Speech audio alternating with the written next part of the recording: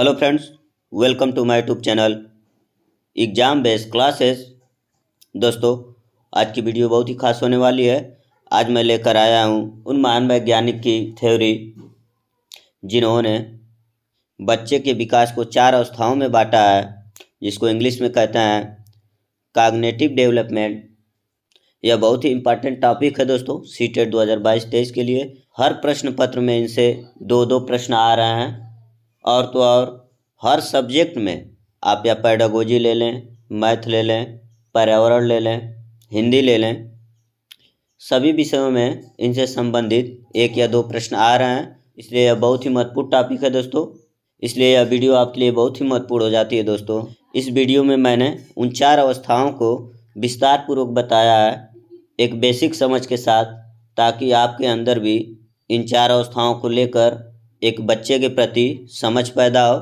एक बात और दोस्तों, इस वीडियो को आप लास्ट तक ज़रूर देखिएगा, क्योंकि लास्ट में मैंने NCERT के बुक से एक महत्वपूर्ण टॉपिक लिया है। वह टॉपिक ये है दोस्तों कि इन चारों अवस्थाओं को एक सिस्टमेटिक ढंग से समेटा गया है। अगर आप केवल उसको ही पढ़ लेते हैं तो आपको परीक्षाओं में इन 4 अवस्थाओं से आने वाले प्रश्नों को लगाने में या हल करने में कोई समस्या नहीं आएगी दोस्तों। तो ठीक है, चलते हैं अवस्थाओं के विश्लेषण की तरफ। यहाँ देखिए दोस्तों, लिखा है पियाजे का सिद्धांत विकासी अवस्था सिद्धांत कहलाता है। पियाजे का जो सिद्धांत है दोस्तों, वह विकासी अवस्था सिद्धांत कहलाता है। कहने का मतलब है कि बच्चे का विकास कैसे होता है, उस अवस्था के बारे में बताता है, उसी को कह रहा है विकासी अवस्था सिद्धांत कहलाता है। यह सिद्धांत ज्ञान की प्रकृति के बारे में और बतलाता है कि मानव कैसे ज्ञान क्रमशः इसका अर्जन करता है, कैसे इसे एक एक करके जोड़ता है और कैसे इसका उपयोग करता है।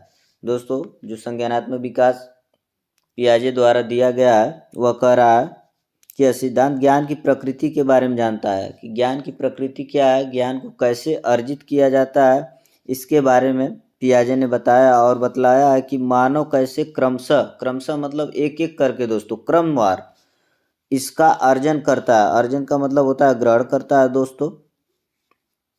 कैसे एक एक करके जोड़ता है और कैसे इसका उपयोग करता है। ठीक है दोस्तों, तो आइए आगे देखते हैं कि कौन कौन सा इसका सिद्धांत है। इन्होंने 4 सिद्धांत दिया है दोस्तों। पहला सिद्धांत आपके सामने है, आप देख सकते हैं, लिखा संवेदी पेशी अवस्था इंद्रिय जनित अवस्था 0 से 2 वर्ष होती है दोस्तों। ये इम्पॉर्टेंट है, इसको एकदम याद करना है दोस्तों कि जो पहला उनका अवस्था है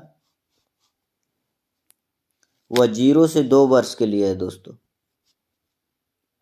इसमें क्या क्या होता है ये देखते हैं। लिखा है जन्म के समय शिशु वह जगत के प्रति अनभिज्ञ होता है। वह मतलब बाहर के जगत के प्रति अनभिज्ञ होता है दोस्तों।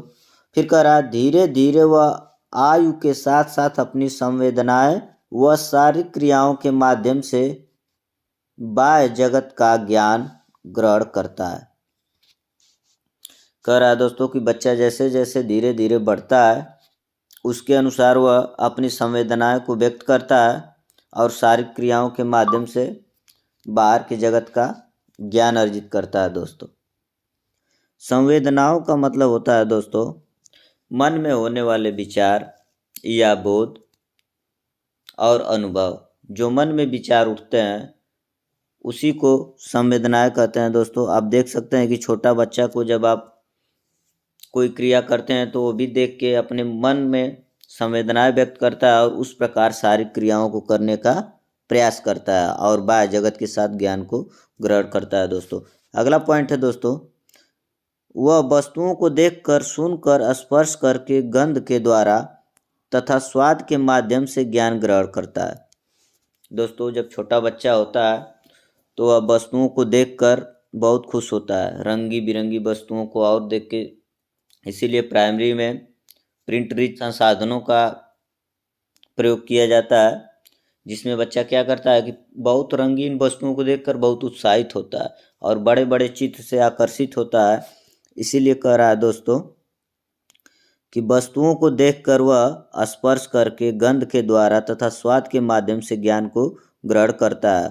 और स्वाद के माध्यम से ज्ञान को ग्रहण करता है कहने का मतलब है दोस्तों कि एक छोटा बच्चा है, उसको अगर मिर्च दे दिया जाए तो तुरंत खाने लगता है। उसे यह नहीं पता होता है कि यह तीखा है, लेकिन जैसे उसका स्वाद चखता है उसे यह ज्ञान हो जाता है कि मिर्च खाने से हमें तीखा लगेगा। तो उसी को कह रहा है दोस्तों, स्वाद के माध्यम से ज्ञान को भी ग्रहण करता है। छोटे छोटे शब्दों को बोलने लगता है, परिचितों का मुस्कान के साथ स्वागत करता है। दोस्तों आप देखें कि जो परिचित रहता है उसको देखकर हंसता है बच्चा और उसके साथ खेलता भी है, तथा अपरिचितों को देखकर भय का प्रदर्शन करता है। दोस्तों आप तो इसका अनुभव अपने जीवन में किए होंगे दोस्तों, इसको ज़्यादा बताने की जरूरत नहीं है। इसको हम पेशी अवस्था कहेंगे या इंद्रिय जनित। पेशी का मतलब होता है दोस्तों मांसपेशियों का प्रयोग करना। तो छोटा बच्चा जो होता है वह अपना हाथ पैर हिलाता है। इंद्रिय जनित का मतलब होता है दोस्तों, इंद्रिय आप जानते हैं कि 5 होता है, आँख, नाक, कान, त्वचा, इन चीज़ों का उसमें प्रयोग ज़्यादा होता है दोस्तों। ठीक है, अब चलते हैं आगे, देखते हैं दूसरा क्या है दोस्तों। दूसरा पॉइंट है दोस्तों उनका कि 2 से 7 वर्ष, इसको कहते हैं पूर्व संक्रियात्मक अवस्था। इसको आपको ध्यान से याद करना है दोस्तों, ये हमेशा पूछा जाता है सीटेट में। कोई भी ऐसा वर्ष नहीं है जिसमें इस पियाजे के सिद्धांतों को न पूछा जाए दोस्तों, तो इसलिए आप इसको हमेशा याद रखिए। लिखा है दोस्तों, अवस्था में दूसरे के संपर्क में खिलौनों से अनुकरण के माध्यम से सीखता है। दोस्तों कह रहा है कि पूर्व संक्रियात्मक अवस्था में बच्चा 2 से 7 वर्ष का जब होता है तो वह दूसरे के संपर्क में खिलौनों से अनुकरण के माध्यम से सीखता है।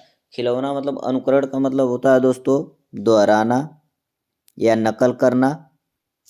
तो खिलौनों के साथ जैसा जैसा खिलौना व्यवहार करता है वैसे वैसे भी नकल करके उसके माध्यम से सीखता है दोस्तों।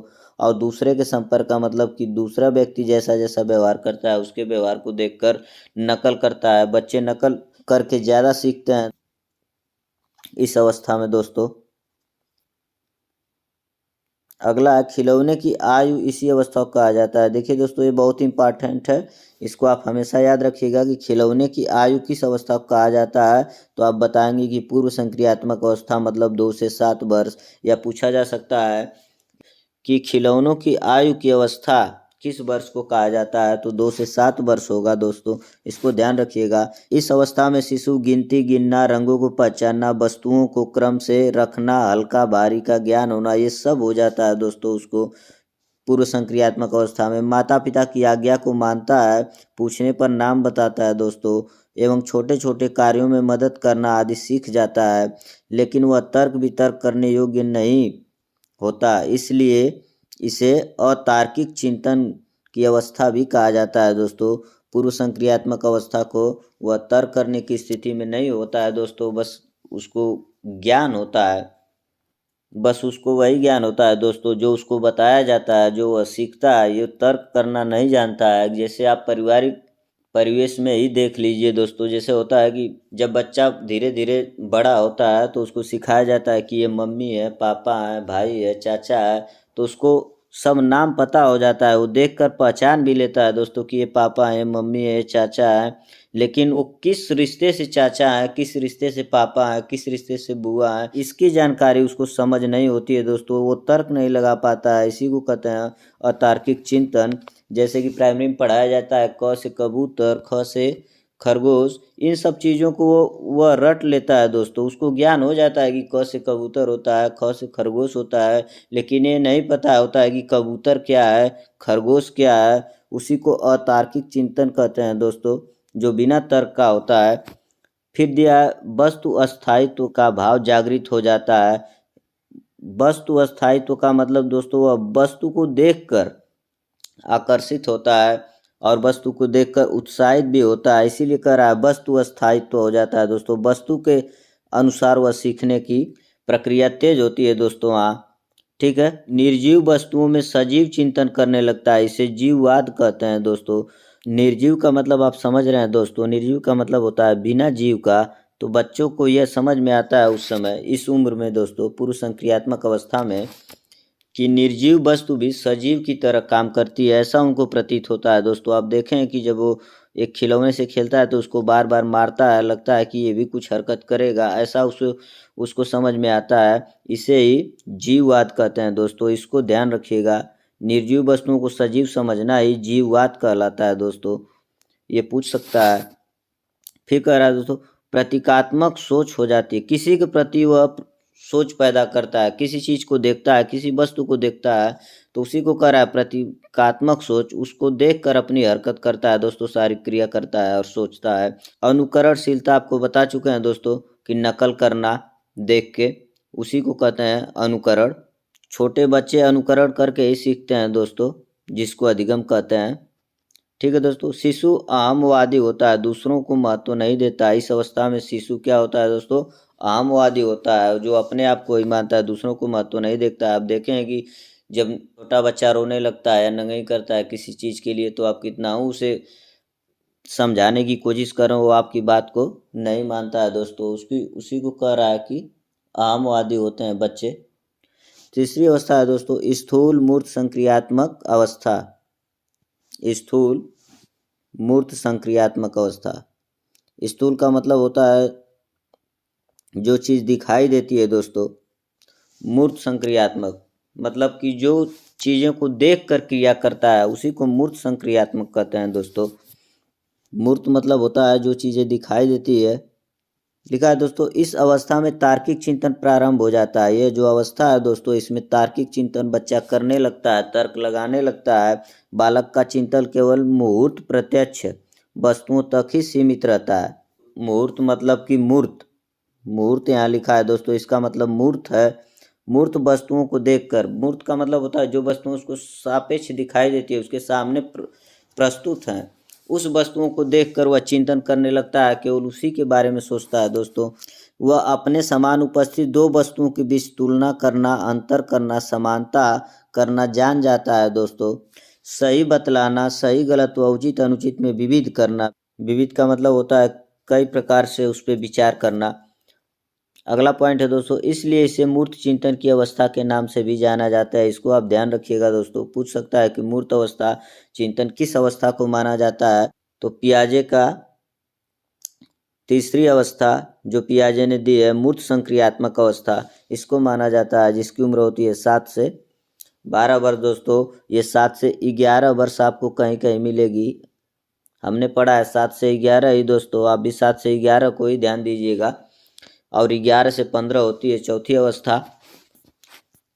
बालक दिन, तारीख, समय, महीना, वर्ष आदि याद करने के योग्य हो जाता है दोस्तों। इस अवस्था में उत्क्रमणीयशीलता पाई जाती है, इसलिए इसे पलावटी अवस्था के नाम से भी जाना जाता है दोस्तों। भाषा एवं संप्रेषण का विकास इस अवस्था में हो जाता है दोस्तों। संप्रेषण का मतलब एक दूसरे से लगाव होने लगता है दोस्तों। चौथी अवस्था है दोस्तों औपचारिक संक्रियात्मक अवस्था। यह होती है दोस्तों 11 से 15 वर्ष, यहाँ दिया है 12 वर्ष के बाद 12 से 15, लेकिन 11 से 15 कहीं कहीं देता है, कहीं 12 से 15, दोनों सही है दोस्तों। ठीक है, इसमें पॉइंट है दोस्तों कि इस अवस्था में किशोर मूर्ति के साथ साथ अमूर्त चिंतन करने योग्य भी हो जाता है दोस्तों। यहाँ मूर्ति की जगह दोस्तों मूर्त रहेगा, इसको ध्यान दीजिएगा। लिखा है इस अवस्था में किशोर मूर्त के साथ साथ अमूर्त चिंतन भी करने लगता है दोस्तों। मूर्त का मतलब होता है दोस्तों जो चीज़ें हमें दिखाई देती है, अमूर्त का मतलब होता है जो चीज़ें नहीं दिखाई देती है दोस्तों। जैसे एक बच्चा है, उसको जब, यहाँ एक उदाहरण लेके बताते हैं दोस्तों कि जैसे आप सभी उससे परिचित हैं, जैसे कोई ध्वनि होती है या कोई साउंड बजता है, मान लेते हैं आप देखें अपने परिवेश में डीजे बजता है, तो अब बच्चों को सुनाई देता है। तो जिस बच्चे को सुनाई दे रहा है वह बच्चा अगर यह सोचने लगे कि ध्वनि तो बज रही है, हमें सुनाई दे रही है, लेकिन उस किस रास्ते से हमारे कान में आ रही है, उसको रास्ता दिखाई नहीं दे रहा है दोस्तों, जो अमूर्त है। अगर वह यह तर्क लगाने लगे और चिंतन करने लगे कि यह ध्वनि किस रास्ते से हमारे कान में आ रही है, कि सुनाई दे रही है, बज रहा है वहाँ लेकिन कान में हमारे सुनाई दे रहा है, क्या वजह है कि जो हमें सुनाई दे रहा है किस कारण से हमारे पास आ रही है, इस अमूर्त चीज को अगर चिंतन करने लगे तो वह औपचारिक संक्रियात्मक अवस्था में होता है दोस्तों। इसलिए इसे तार्किक चिंतन की अवस्था कहा जाता है और इसी अवस्था को तार्किक चिंतन की अवस्था के नाम से जाना जाता है दोस्तों। इसको याद कर लीजिएगा। इस अवस्था में मानसिक योग्यताओं का पूर्ण विकास हो जाता है, उसको सोचने समझने का पूर्ण विकास हो जाता है दोस्तों। इस अवस्था में परिकल्पनात्मक चिंतन पाया जाता है दोस्तों। जब परिकल्पना नहीं करेगा दोस्तों तो वह अमूर्त चिंतन पे कैसे फोकस करेगा। परिकल्पना का मतलब होता है दोस्तों परि मतलब होता है चारों तरफ। तो किसी चीज को लेके उसके चारों तरफ इर्द गिर्द चारों तरफ सोचने लगे, उसी चीज को परिकल्पना कहते हैं। एक कल्पना होता है, कल्पना में आप कुछ भी सोच सकते हैं दोस्तों। अब परिकल्पना होता है किसी वस्तु के प्रति सोचना, उसी के गुण के प्रकार के चाहे हर चीज के बारे में, उसी वस्तु के बारे में सोचना, उसके चारों तरफ परिवेश के बारे में सोचना ही परिकल्पना कहलाता है दोस्तों। तो संवेदी प्रेरक 0 से 2 वर्ष, जिसमें होता है शिशु संवेदी अनुभवों का सारी क्रियाओं के साथ समन्वय करते हुए संसार का अन्वेषण करता है। पूर्व संक्रियात्मक अवस्था 2 से 7 वर्ष, इसमें क्या होता है विशेषताएं दोस्तों। प्रतीकात्मक विचार विकसित होते हैं, वस्तु अस्थायित्व उत्पन्न होता है, बच्चा वस्तु के विभिन्न भौतिक गुणों को समन्वित नहीं कर पाता है। आपका तीसरा है दोस्तों 7 से 11 वर्ष, इसमें बच्चा क्या करता है, बच्चा मूर्त घटनाओं के संबंध में युक्ति संगत तर्कना कर सकता है और वस्तुओं को विभिन्न समूहों में वर्गीकृत कर सकता है। वस्तुओं की मानस प्रतिमाओं पर परिवर्तनीय मानसिक क्रियाएं करने में सक्षम होता है। और आपका लास्ट है दोस्तों चौथा 11 से 15 वर्ष, इसमें किशोर तर्क का अनुप्रयोग अधिक अमूर्त रूप से कर सकते हैं, परिकल्पनात्मक चिंतन भी कर सकते हैं दोस्तों। यही 4 बहुत ही महत्वपूर्ण टॉपिक है जो पियाजे ने दिया है दोस्तों, और इसको अगर आप पढ़ के जाते हैं तो आपको 100% परीक्षाओं में इनके ऊपर पूछे गए प्रश्नों को सॉल्व करने में कोई दिक्कत नहीं होगी दोस्तों। आप ज़रूर पढ़ के जाइएगा।